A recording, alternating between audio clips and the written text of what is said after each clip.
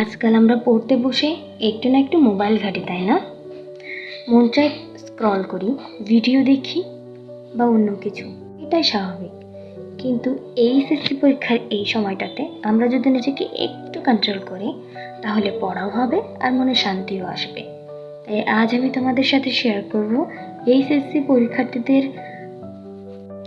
জন্য 5টি সহজ স্টাডি টিপস, যা তোমার স্টাডিকে সহজ করে দেবে ইনশাল্লাহ। টিপ নাম্বার 1, পড়ার সময় মোবাইলকে দূরে রাখো।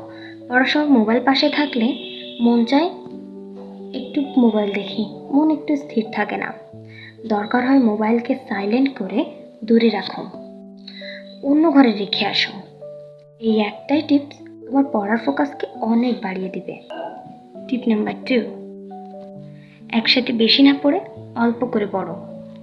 সব একদিনে শেষ করতে গেলে চাপ বেড়ে যায়, তাই নিয়মিত একটা চ্যাপ্টার পড়ো বা 3টা প্রশ্ন কম পড়ো, কিন্তু নিয়মিত পড়ো, প্রতিদিন পড়ো।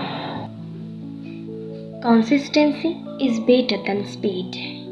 টিপ নাম্বার 3, ভয় পেয়ে বসে থেকো না। অনেকেই মনে করে আমি কিছুই পারি না, এখন শুরু করে কি হবে, কিন্তু এই ভয়টাকে তোমাকে অনেক পিছিয়ে দিবে। তাই যেটুক পারো সেখান থেকে শুরু করো, সব ধীরে ধীরে হবে ইনশাআল্লাহ। টিপ নাম্বার 4, নিজের জন্য একটা স্টাডি রুটিন বানাও, কিন্তু চাপ ছাড়া। রুটিন মানে এই না যে সকাল 6টা থেকে রাত 12টা পর্যন্ত পড়তে হবে।